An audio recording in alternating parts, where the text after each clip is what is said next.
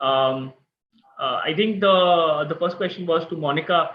Monica, if you can share a particularly difficult project that you worked on, and what strategies that you employed to achieve success in that project.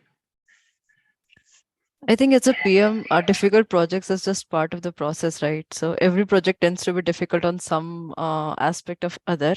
One thing that was very close to my heart, and that was one of the first project I have started to work in. So my first project as a product manager was in the same organization where I had the engineering role with Adobe, right? And the biggest challenge that I have faced was the unlearning part, since I was working as an engineer for the same product, right? So I kind of knew that product technically in and out. And when I was working as a product manager, I had such a limiting understanding of business, and I was really not able to expand my mindset to go away from the technicalities I kind of knew and think from the business point of view.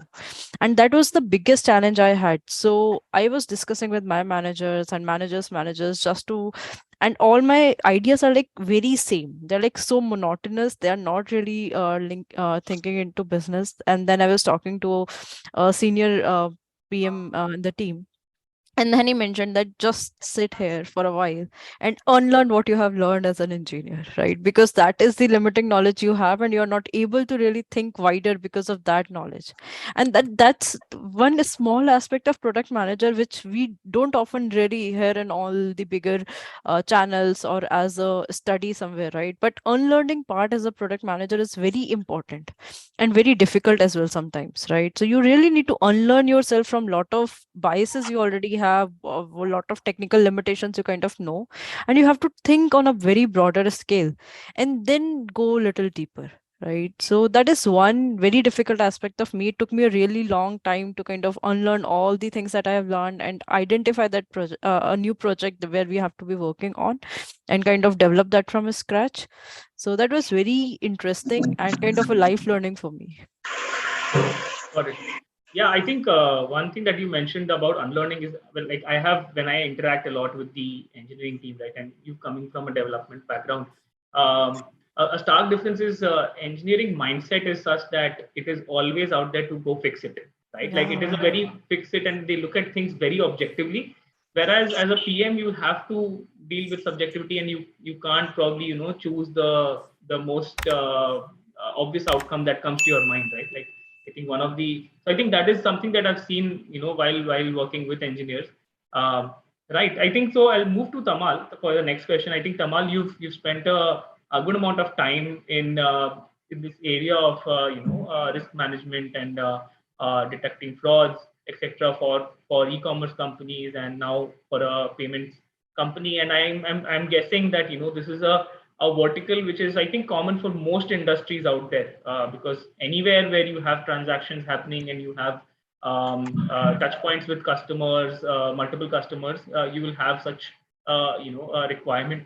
So how do you approach your problem statements in this domain, and what are the things that you consider which probably other PMs might not have to? Got it, Sai. No, I think, yeah. First of all, yes. I think fraud is as ancient as human history itself, and the more technologies that you build, there will always be fraud and risk coming in along with it as well, right? For this domain and in general in product management as well, right? One of the way to decide on what you need to do going forward is basically to do an uh, uh, effort versus impact analysis, right? For whatever projects that you're going to do, which ties back to what you are also mentioning, like moving away from an engineering mindset where everything is like you basically judge everything based on your efforts, right? If I can do it, if it will take one day, I will probably go and do it, right? And if I know the solution to it, that's our engineering mindset always taking over, right? Versus an actual impact mindset, right? Which you need to move towards in product management, right? And judging it from both these angles together. Okay, I have engineering effort for 5 days, I can get it done, but I can get it also something else done parallelly as well, right? Which it might be far more impactful in terms of the business perspective of what is required. So that judgment and that balance becomes extremely important. So how do you size what you're going to do versus versus what is the impact going to be. So it becomes very clear to understand what is impact is going to be, where, you know, this concept of data driven decision making comes and ties back to there as well. Right. The other aspect that we sort of forget, which you mentioned, right, that what else do we look into that we might not be very, very clear, is basically understanding that sometimes not building a product is also the right decision, right? Like if you watch Shark Tank, sometimes walking out of that room without taking the deal is the right decision. Sometimes not building a product is the right decision as well. For example, for many products that you'll see, especially when you're doing some kind of a back-end product management role, there are alternatives available in the market where other companies are providing, where you can tie up and work, you know, in getting in a third-party solution instead of trying to build from scratch. So moving away from that state of hubris and deciding that, okay, getting a third party for building this competency is far better than trying to build this competency on our own, in many cases might be the right decision as a product manager, right? And again, it doesn't mean that you're not working as a product manager. It's probably working on that integration with a third party, which is an important part of product management as well, which sometimes gets missed because we all start thinking that we need to build everything from scratch, right? Might not be thinking that there is a part of a vendor supply relationship as well, where you build in third-party solutions and you combine them to build an overall product that you finally might be delivering as well.